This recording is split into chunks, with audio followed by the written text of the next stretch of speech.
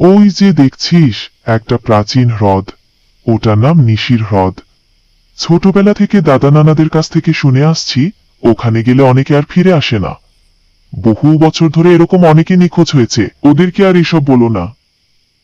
দেখো কেমন ভয় পাচ্ছে ওরা। চলো আমরা বাড়ি যাই, অনেক রাত হয়েছে, এখানে আর থাকাটা ঠিক হবে না।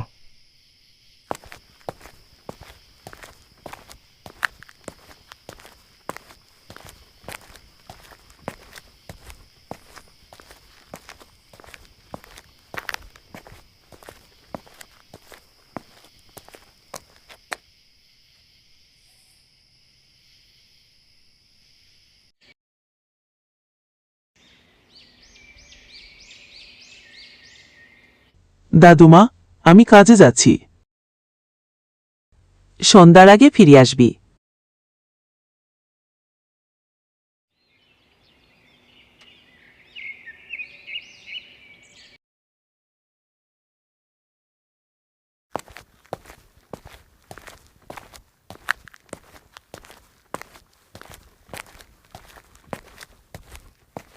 অরুণ, এদিকে আয়, আয় বলছি, এদিকে আয়।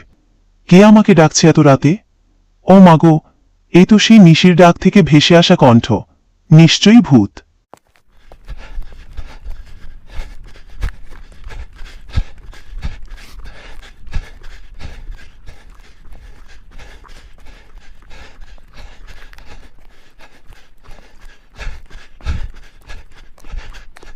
কি হয়েছে?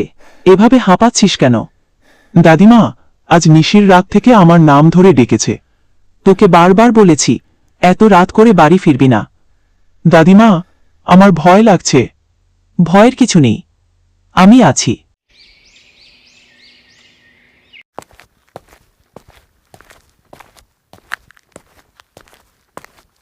চল আমার সাথে। আমি এক চেনা বৃদ্ধ বৈদ্যকে চিনি, সে এসব বিষয়ে সবকিছু জানে। ওখানে গেলে সব সমাধান পাওয়া যাবে। তোকে রাতে নিশির হদ থেকে ডাক দিয়েছে, এটা ভালো লক্ষণ না। অবশ্যই, চলো যাই।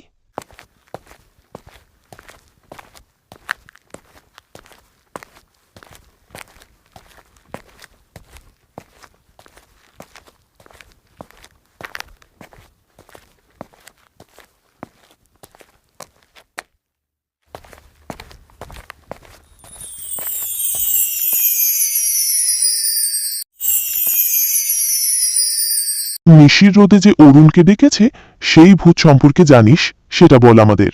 নিশির রাতে এক তান্ত্রিক বন্দী। সে নিজের ছায়া হারিয়ে অমর হতে চেয়েছিল। মন্ত্রের ভুলে সে দেহ হারায়, শুধু ছায়া হয়ে ঘুরে বেড়ায়। এখন সে মানুষের ছায়া কেড়ে নেয়, যাতে সে নতুন দেহে প্রবেশ করতে পারে। যার ছায়া সে নেয়, সে দিনে দিনে ফ্যাকাশে হয়ে অদৃশ্য হয়ে যায়। তোমাদের সামনেই তো আমার জাদুর পাখি সব বলল। তোমার নাতির ছায়া সে নিয়েছে, তা স্পষ্ট। এর কোনো সমাধান নাই? সমাধান আছে। তান্ত্রিক তাদের সব বুঝিয়ে বলল। তান্ত্রিকের বাড়িতে কি কি হয়েছে, তান্ত্রিক কি কি বলেছে, অরুণ শৈলকে সব খুলে বলল। শৈল চুপ করে শুনল, কিন্তু বিশ্বাস করল না। অরুণ যেটা বলল সেটা আমার বিশ্বাস হচ্ছে না।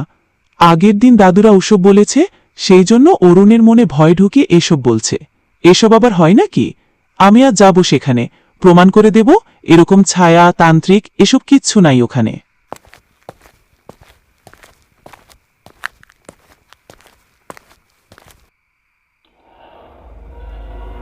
আরে ছেলেটাকে অনেক বছর পর আমার বসবাসের জায়গায় কেউ নিজে থেকে এসেছে।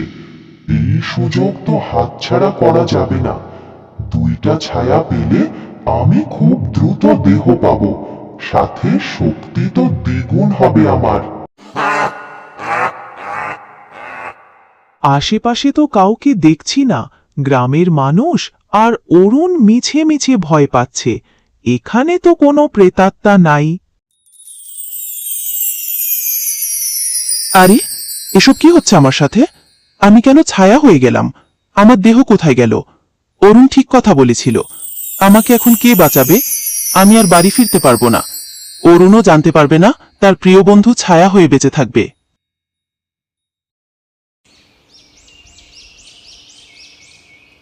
অরুণ, আরে দাদু, তুমি কি হয়েছে এত সকালে? শৈলকে গতকাল রাত থেকে খুঁজে পাওয়া যাচ্ছে না।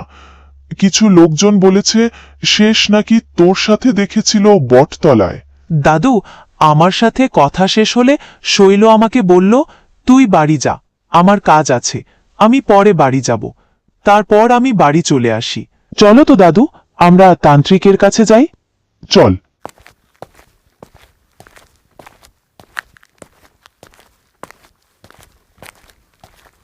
শৈলকে নিশির হ্রদে তান্ত্রিক বন্দী করে ফেলেছে। শৈলকে বাঁচানোর কি কোনো উপায় নাই? আছে, শুধু শৈলের ছায়া নয়, তোমার ছায়াও বন্দী আছে। ধীরে ধীরে তুমিও মিলিয়ে যাবে। পূর্ণিমার রাতে যদি সেই ব্যক্তি নিজের ছায়ার উপর আগুন ফেলে, তবে ছায়া প্রেতের বাঁধন ছিঁড়ে যাবে। তবে ভুল করলেই প্রেত তার ছায়া চিরতরে গ্রাস করে, মানুষটা মুছে যায়।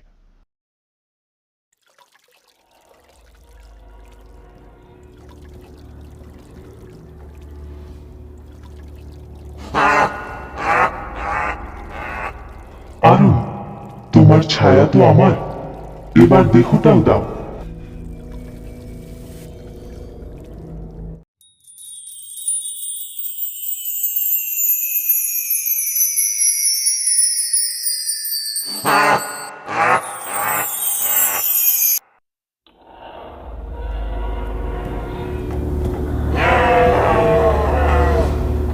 তান্ত্রিক মারা যাওয়ার পর অরুণ ও শৈলের দেহ ভেসে ওঠে। পরদিন সকালে গ্রামের সবাই বটতলায় মিলিত হয়। আজ অরুণের সাহসিকতায় শৈল ও অরুণ দুজনেই বেঁচে ফিরল। আজ থেকে দাদু নিশির হ্রদ আর ভয়ের জায়গা নয়, সবাই সেখানে যেতে পারবে। গ্রামের মানুষ ভয় ভীতিহীনভাবে জীবনযাপন করতে লাগল। নিশির হ্রদেও মানুষ যাওয়া আসা করতে পারত নির্দ্বিধায়।